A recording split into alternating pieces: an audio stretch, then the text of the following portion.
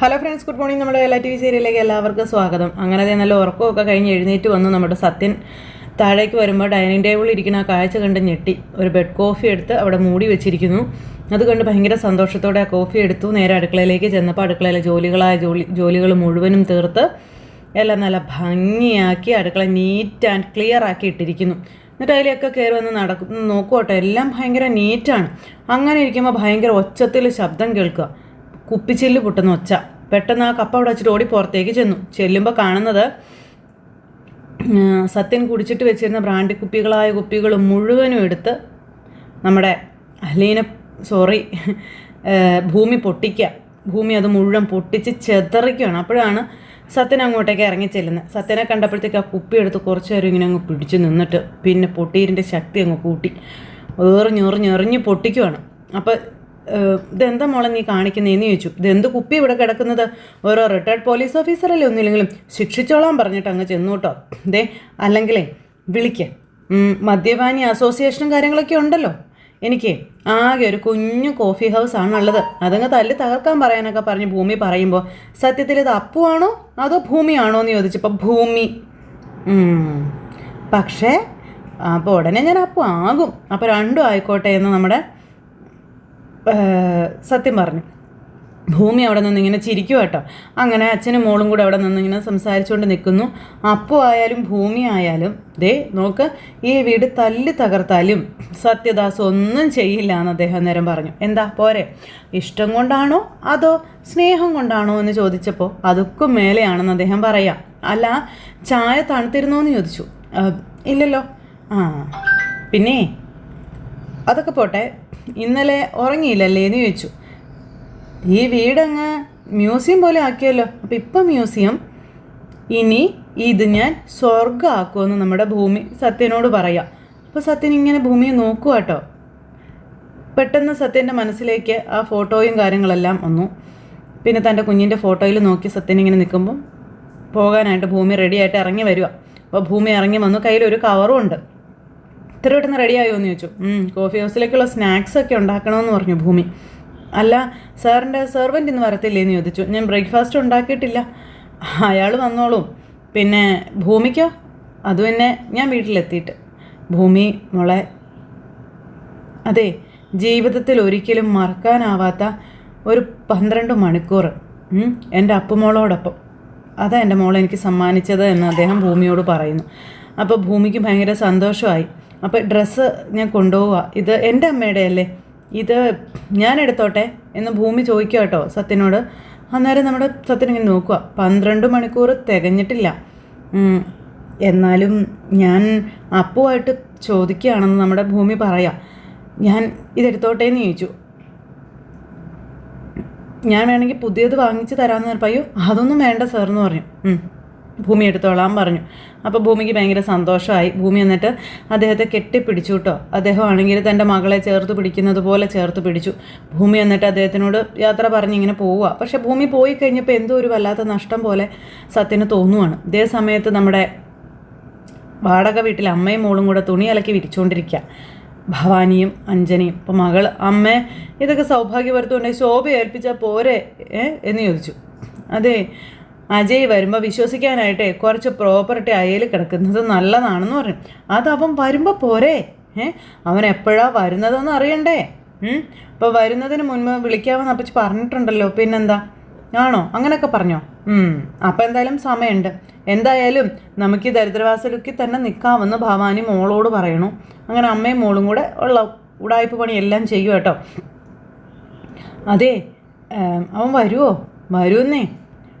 ഞാനിതൊക്കെ ചെയ്യുന്നതേ നിന്നെ ഡിസ്റ്റർബ് ചെയ്യാതിരിക്കാനാണെന്ന് പറഞ്ഞപ്പം എനിക്കെന്താ ഡിസ്റ്റർബൻസോ? എനിക്ക് തോന്നുന്നതേ എന്തോ ഗൂഢാലോചനയാണെന്ന്. അപ്പം അതെ, എന്നെ കെട്ടാൻ ഒരാൾ തയ്യാറാണെന്ന് പറഞ്ഞു. ഞാൻ അയാളോടാണ് സംസാരിച്ചുകൊണ്ടിരിക്കുന്നത്. അപ്പോൾ അയാൾ ആത്മഹത്യ ചെയ്യാൻ തീരുമാനിച്ചോ എന്ന് വെച്ചാൽ നീ എന്താ പറഞ്ഞേ? അല്ല, അമ്മയെ കെട്ടിക്കഴിഞ്ഞാലേ എന്തായാലും അത് വേണ്ടി വരുമല്ലോ, തീരുമാനം ഫൈനലാകുമ്പോഴേ എന്നെ ഒന്ന് അറിയിക്കാൻ പറഞ്ഞു മോളമ്മയോട്. അപ്പോൾ അയാൾക്കൊരു റീത്ത് മേടിച്ച് വെക്കാനാണെന്ന് പറഞ്ഞു. അപ്പോഴത്തേക്ക് അമ്മ ഭയങ്കര ചിരി. അങ്ങനെ നിൽക്കുമ്പോൾ വീട്ടുമുറ്റത്തേക്ക് അടുത്ത വണ്ടി വരുന്നു. ആ വണ്ടിയുടെ ശബ്ദം കേട്ടപ്പോഴത്തേക്കും ഇവർ രണ്ടുപേരും കൂടെ ഓടി അകത്തേക്ക് പോവുക. അതായത് അജയ് വരുന്നുണ്ടെന്ന് പറഞ്ഞു. അങ്ങനെ അജയ് വന്നു, അവിടെ ഇറങ്ങി. അവിടെ ഡ്രസ്സൊക്കെ അയൺ ചെയ്തിട്ടിരിക്കുന്നു അങ്ങനെയൊക്കെ. അപ്പോൾ ഇതൊക്കെ കണ്ടങ്ങ് ചെല്ലുമ്പോഴേക്കും ഇതെന്നാത്തിനാണ് ഇങ്ങനെ ഒരു സെറ്റപ്പിൽ വന്ന് ഇവർ താമസിക്കുന്നത്? അതിൻ്റെ ആവശ്യം എന്താ ഇവർക്ക്? ആവശ്യത്തിനുള്ള ബാങ്ക് ബാലൻസ് അമ്മായിക്ക് ഉള്ളതാണല്ലോ, പിന്നെന്താ? അത് മതിയാകാതെ വന്നാൽ മുത്തശ്ശിയും കൊടുക്കുമല്ലോ, പിന്നെന്താ ഇവരിങ്ങനെ വന്ന് താമസിക്കുന്നത്? എന്നൊക്കെ ഇങ്ങനെ ചിന്തിക്കുക നമ്മുടെ അജയ്. എന്നിട്ട് അജയ് അങ്ങോട്ടേക്ക് നടന്നു ചെന്നു. അത് കഴിഞ്ഞിട്ട് കോളിംഗ് ബെൽ അടിക്കാൻ തുടങ്ങിയപ്പോഴത്തേക്ക് അകത്തുനിന്ന് ശബ്ദം കേൾക്കുക. ഇത് വരുന്നു എന്ന് പറഞ്ഞ് അപ്പോഴത്തേക്കും എന്തേ നമ്മുടെ അജയ് വന്നു, പുറകോട്ട് തിരിഞ്ഞു നിന്നു. ഭവാനി വന്ന് ഡോറ് തുറക്കുന്നു. ഭവാനി ഡോറ് തുറന്നപ്പോൾ അജയ് ആയിരുന്നു. ആരോ ബെല്ലടിച്ചതെന്ന് മനസ്സിലായില്ല. അല്ല, ആര് പറഞ്ഞു ഞങ്ങൾ ഇവിടെ താമസിക്കുന്നതെന്ന്? ഒന്നും അറിയാത്തതുപോലെ ഇങ്ങനെ നിൽക്കും. അപ്പോൾ അഞ്ജന എന്ത് ചെയ്യുന്നു ചോദിച്ചു അജയ്. അവളകത്തുണ്ട്. അജയ് തല്ലിയതിന് ശേഷം പരിഭവത്തിലാണെന്ന് പറഞ്ഞു കേട്ടോ. ഞാൻ ബോധപൂർവം ചെയ്തതല്ല. അപ്പോൾ അഞ്ജനയെ കാണണമെന്ന് ചോദിച്ചു. കാണണമെന്ന് പറഞ്ഞു. മോളെ അഞ്ജനെ, ധാര വന്നിരിക്കുന്നത് നോക്കിയേ എന്നും പറഞ്ഞിങ്ങനെ ഭവാനി വിളിക്കുമ്പോഴത്തേക്കും ഭയങ്കര ദേഷ്യത്തിൽ ഗൗരവത്തിൽ നമ്മുടെ അഞ്ജന ഇറങ്ങി വരുന്നു. ഒരു നൈറ്റി ഒക്കെ ഇട്ട് അഞ്ജന ഇങ്ങനെ വന്നിങ്ങനെ നിൽക്കുക കേട്ടോ, വല്ലാത്തൊരു കോലത്തിൽ. ഇത് കണ്ട് അജയ് ഇങ്ങനെ അന്തം വിട്ടിങ്ങനെ നോക്കുവാണ്, അത്ഭുതപ്പെട്ട് നോക്കി നിൽക്കുന്നു. ഇതെന്തൊരു വേഷമാ, നിനക്കിത് ഇണങ്ങുന്നുണ്ട് കേട്ടോ, ഇത് കണ്ടിന്യൂ ചെയ്യാവുന്നേ ഉള്ളൂ എന്ന് പറഞ്ഞു അജയ്. ഇതാണ് നിൻ്റെ ഒറിജിനൽ രൂപം. വെറുതെ കോസ്മെറ്റിക്സ് ഒക്കെ മേടിച്ചേ പൈസ കളയണ്ട, കുളിക്കുമ്പോൾ അതൊക്കെ അങ്ങ് പോവത്തില്ലേ എന്ന് ചോദിച്ചു. നീ എന്നെ ട്രോളാൻ വന്നതാണോ എന്ന് അഞ്ജന അന്നേരം ചോദിച്ചു. അജയ്ക്ക് ചിരി വന്നു. അജയ് വന്നതിനെന്തെങ്കിലും? മുത്തശ്ശി പറഞ്ഞു നിങ്ങളെ വിളിച്ചുകൊണ്ട് വരണമെന്ന്. മുത്തശ്ശി അവിടെ നിരാഹാരമാണെന്ന് പറഞ്ഞു. അങ്ങോട്ട് വന്നാൽ നീ എന്നെ തല്ലി ചതക്കില്ലെന്ന് എന്താ ഉറപ്പെന്ന് അഞ്ജന. അന്നേരം ഓരോ ഉറപ്പുമില്ല എന്ന് അജയ്. എന്ന് വെച്ചാൽ ഇനിയും തല്ലുമെന്നല്ലേ? അപ്പോൾ നമുക്ക് രണ്ടുപേർക്കും പരസ്പരം അഡ്ജസ്റ്റ് ചെയ്തു പോകാം. ഞാൻ തല്ലാതിരിക്കാനും നീ തല്ലു കൊള്ളാതിരിക്കാനും എന്ന് അജയ്. നിങ്ങളെ കൊണ്ടുപോകാനാണ് ഞാൻ വന്നത്, അപ്പോൾ ഞാൻ ആലോചിച്ചിട്ട് പറയാമെന്നായി അഞ്ജന. അത് കഴിയുമ്പോൾ വിളിച്ചാൽ മതിയെന്നും പറഞ്ഞുകൊണ്ട് അജയ് എവിടെ നിന്ന് പോകുമ്പോൾ എടി പോളെ വാക്കലടി ചെല്ലടി എന്നും പറഞ്ഞുകൊണ്ട് അമ്മ ഉന്തി തള്ളി പറഞ്ഞു വിടുക മോളെ. അജയ് എന്നും പറഞ്ഞുകൊണ്ട് അഞ്ജന പിന്നാലെ ചെന്നു. അതെ, നീ സീരിയസ് ആയിട്ട് എടുത്തു അപ്പോഴേക്കും നീ വിളിച്ചു ഞാൻ എവിടെ വേണമെങ്കിലും വരില്ലേ എന്ന് പറഞ്ഞ അജയ് ഇങ്ങനെ നിൽക്കാം. നിങ്ങളുടെ വിവാഹത്തിനൊരു ഉറപ്പ് വേണമെന്ന് അഞ്ജന പറഞ്ഞിരുന്നു എന്ന് ഭവാനി പറയുമ്പോൾ എന്തിനാ അതിന് ഉറപ്പ്? അപ്പോൾ നിനക്കൊരു വിശ്വാസമില്ലേ എന്ന് ചോദിച്ചു. അല്ല അജയ്, എന്നാലും അമ്മേ ഇവൻ എന്നെ അല്ലാണ്ട് വേറെ ആരെ കെട്ടാനാ? എനിക്ക് വിശ്വാസം അമ്മേ എന്ന് പറഞ്ഞുകൊണ്ട് അഞ്ജന. ഞാൻ എത്തിയാലേ നമുക്കൊരു ഔട്ടിങ്ങിനൊക്കെ പോകാം, ഒന്ന് ചുറ്റിക്കറങ്ങാം, അപ്പം ഞങ്ങൾ റെഡിയാകാം വാ അമ്മേ എന്നും പറഞ്ഞുകൊണ്ട് ഇങ്ങനെ അമ്മയും മോളും കൂടെ റെഡിയാകാനായിട്ട് അകത്തേക്ക് കയറി പോകുന്നു. അജയ് ഇങ്ങനെ നിൽക്കുക. അതെ, അവൻ നിന്നെ കെട്ടാവെന്ന് പറഞ്ഞില്ല. അവൻ്റെ ഡയലോഗിൻ്റെ അർത്ഥം അത് തന്നെ അല്ലേ അമ്മയെന്ന് ചോദിച്ചു. അവനെ വിശ്വാസം ഇല്ലേന്ന്. അമ്മ വന്നേ, വേഗം സൗഭാഗ്യപുരത്ത് എത്തണം, നന്നായിട്ട് ഭക്ഷണം കഴിക്കണം, ഉറങ്ങണം, ആഘോഷിക്കണം. ഇവിടെ കിടന്ന് നരയ്ക്കാൻ ഞാനില്ല, അമ്മ ഇങ്ങ് വന്നേ എന്ന് പറഞ്ഞുകൊണ്ട് അമ്മ മോളെയും വിളിച്ചുകൊണ്ട് അമ്മയും വിളിച്ചുകൊണ്ട് അകത്തേക്ക് കയറി പോന്നു. അജയ് ഇങ്ങനെ അവിടെ നിൽക്കുക, എന്തൊക്കെയോ രണ്ടും കൽപ്പിച്ച്. ഈ സമയത്ത് സൗഭാഗ്യപുരത്ത് നമ്മുടെ അനുപമ എന്തൊക്കെയോ ചിന്തിച്ച് അങ്ങോട്ടും ഇങ്ങോട്ടും നടക്കുക. അപ്പോൾ സംഗീതയും മാധവനും കൂടെ വന്നു. അപ്പോൾ മകള് തന്നെത്താൻ ചിരിക്കുന്നതും നടക്കുന്നതും ഒക്കെ കാണുവാണ്. എടി എന്താടി നിനക്ക് നമ്മ ഒന്ന് മോളോട് ചോദിച്ചു, നീ എന്താ സ്വപ്നം കാണുമല്ലോ ആണോ എന്ന് ചോദിച്ചു.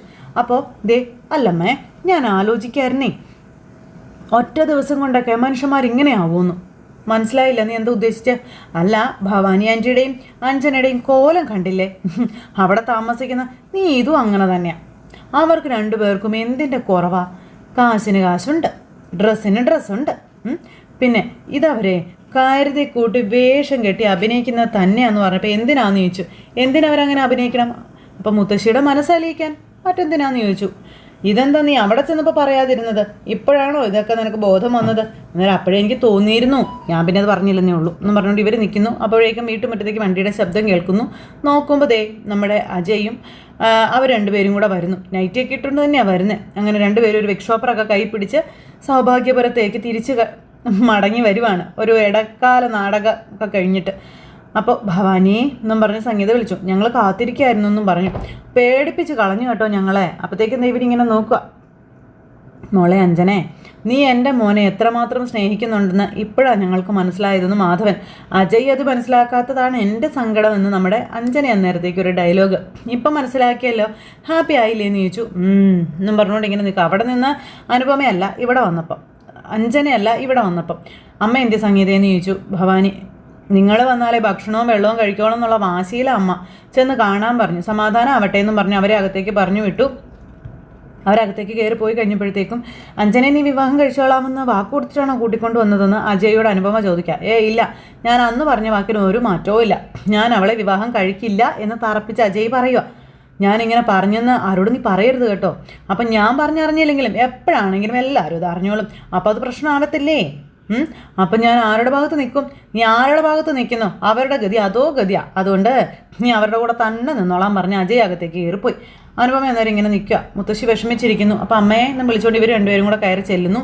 അങ്ങനെ ഇവരെ കണ്ടപ്പോഴേക്കും അമ്മയ്ക്ക് ഭയങ്കര സന്തോഷം. നൈറ്റിയൊക്കെ ഇട്ട് നിൽക്കുന്നത് കണ്ടപ്പോൾ ഇത് എന്തൊരു കോലോ മക്കളെ ഇത് എന്നും ചോദിച്ചുകൊണ്ട് നമ്മുടെ മുത്തശ്ശി അപ്പോഴത്തേക്കും 2 മക്കളും അപ്പുറവും ഇപ്പുറവും ഒന്ന് കെട്ടിപ്പിടിച്ചിങ്ങനെ നിൽക്കുക.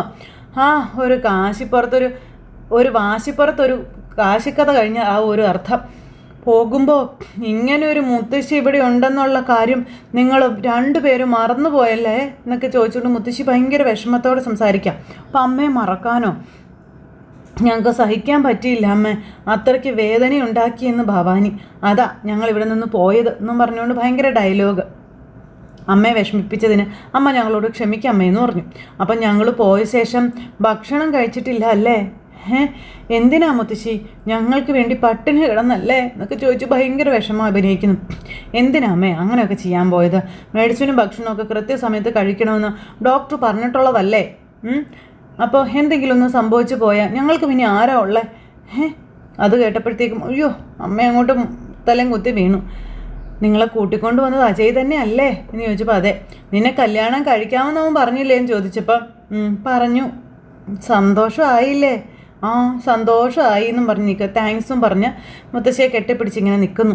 അങ്ങനെ പിന്നെ കഥകളും വിശേഷങ്ങളും ഒക്കെ പറഞ്ഞ് മുത്തശ്ശിയും ഭവാനിയും അഞ്ജനയും കൂടെ അവിടെ ഇരിക്കുക. അപ്പോൾ ഇനി ഒട്ടും താമസിപ്പിക്കാൻ പാടില്ല, എത്രയും പെട്ടെന്ന് മക്കളുടെ വിവാഹം നടത്തണമെന്നും പറഞ്ഞു അവരങ്ങ് പോയി കഴിഞ്ഞപ്പോഴത്തേക്ക് മക്കൾ ഈ വേഷമൊക്കെ മാറിയിട്ട് വരാൻ പറഞ്ഞു. അന്നേരം മുത്തശ്ശി ശരിയെന്നും പറഞ്ഞുകൊണ്ട് അവർ വേഷം മാറാൻ പോയപ്പോൾ എൻ്റെ കൃഷ്ണ എല്ലാം നിൻ്റെ ലീലാവിലാസം എന്നും പറഞ്ഞുകൊണ്ട് ഇങ്ങനെ അവിടെ ഇരിക്കുക മുത്തശ്ശി. അങ്ങനെ അവർ 2 പേരും കൂടെ അവരുടെ മുറിയിലേക്ക് ചെന്നു. ബിഗ് ഷോപ്പറും വലിച്ചെറിഞ്ഞ് ആ പട്ടുമെത്തയിലേക്കൊന്നിരുന്നു. നിശ്ചയം കഴിഞ്ഞ് 1-2 മാസം കഴിഞ്ഞിട്ടായിരിക്കും കല്യാണം അല്ലേ അമ്മേ? 1-2 മാസമോ? നിശ്ചയം കഴിഞ്ഞാൽ ഒരു 6-7 ദിവസത്തിനുള്ളിൽ കല്യാണം നടത്തണമെന്ന് പറഞ്ഞു. അതൊരു ചെറിയ ടൈം അല്ലേ അമ്മേ? ഒരുക്കങ്ങളൊക്കെ നടത്തണ്ടേ? അത്രയും ഒരുക്കങ്ങളൊക്കെ മതി എന്ന് ഭവാനി അഞ്ജനയോട് പറയാം. ഇപ്പം അജയ് വിവാഹത്തിന് സമ്മതിച്ചിരിക്കുക. ഓന്തിൻ്റെ സ്വഭാവം അവൻ്റെ മനസ്സിൽ എപ്പോൾ വേണമെങ്കിലും മാറ്റം സംഭവിക്കാം. അതുകൊണ്ട് നിശ്ചയം കഴിഞ്ഞാൽ ഉടനെ തന്നെ കല്യാണം. അപ്പോൾ എല്ലാ അമ്മയുടെ ഇഷ്ടം പോലെ തന്നെ ചെയ്യ്, ഞാനൊന്നും പറയുന്നില്ല എന്ന് പറഞ്ഞ് നിൽക്കുന്നു. നീ മുത്തച്ഛനെയും വല്യച്ഛനെയും സോപ്പിടണം, പിടിവിടരുത്, എല്ലാം അവരുടെ കയ്യിലാണ്, അത് ഓർമ്മ വേണം. ഈ വിവാഹം കൊണ്ട് ഞാനും ലക്ഷ്യം വെക്കുന്നത് ഭൂമിയെയാണെന്ന് അഞ്ജന അവളെൻ്റെ മുഖത്ത് നോക്കി പറഞ്ഞതാ. അവനുമായിട്ട് പ്രണയത്തിലാണ് എന്ന് അവനും പറഞ്ഞു. നിശ്ചയത്തിൻ്റെ അന്ന് അവളുടെ കയ്യിൽ മോതിരം ഇടുമെന്ന്. അവൻ മോതിരം ഇടും, അത് എൻ്റെ വിരലിലായിരിക്കുമെന്ന് മാത്രമെന്നും പറഞ്ഞു ഭയങ്കരമായിട്ട് കലിപ്പ് കയറി നിൽക്കുന്നു. എൻ്റെ അജയുടെ വിവാഹ നിശ്ചയം കഴിയട്ടെ, അവളെ ചെന്നൊന്ന് കാണുന്നുണ്ട് ഞാനെന്നും പറഞ്ഞുകൊണ്ട് അഞ്ജന ഇങ്ങനെ നിൽക്കുക. ഭവാനിക്കും ഭയങ്കര വെറുപ്പ്.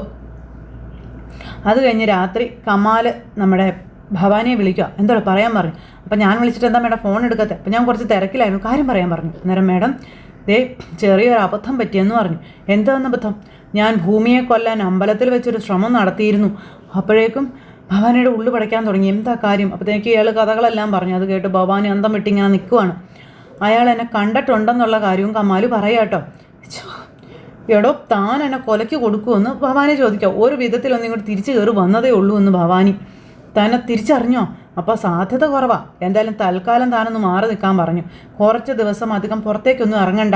എന്തായാലും അയാൾ ഒരു പോലീസുകാരനാണ്, അത് മറക്കരുത്. എന്തെങ്കിലും ഉണ്ടെങ്കിൽ ഞാൻ വിളിച്ചോളാം, താൻ ഇനി ഇങ്ങോട്ടേക്ക് വിളിക്കണ്ടെന്ന് പറഞ്ഞു. ശരി മേഡം എന്ന് പറഞ്ഞു ഭവാനി ഫോൺ അങ്ങ് കട്ട് ചെയ്ത് ആകെ പിടിവിട്ട് നിൽക്കുന്ന ഒരു സിറ്റുവേഷൻ കാണിച്ചുകൊണ്ട് ഇന്നത്തെ കഥ അവസാനിച്ചു. അപ്പോൾ എല്ലാവരും കാത്തിരുന്ന് കാണണോട്ടോ. എല്ലാവർക്കും നല്ലൊരു ദിവസം ആശംസിക്കുകയാണ്. എല്ലാവരുടെയും സപ്പോർട്ടിനും സ്നേഹത്തിനും ഒരുപാട് നന്ദി അറിയിക്കുന്നു. അടുത്ത സൂപ്പർ ഹിറ്റ് അതേമായി കാണുന്നത് വരെ എല്ലാവർക്കും നന്ദി. C again, take care, bye bye. നമ്മുടെ ചാനൽ ആദ്യമായിട്ട് കാണുന്നവരുണ്ടെങ്കിൽ ഒന്ന് സബ്സ്ക്രൈബ് ചെയ്യാനും മറന്നു പോകരുത് കേട്ടോ. അപ്പോൾ എല്ലാവർക്കും നന്ദി.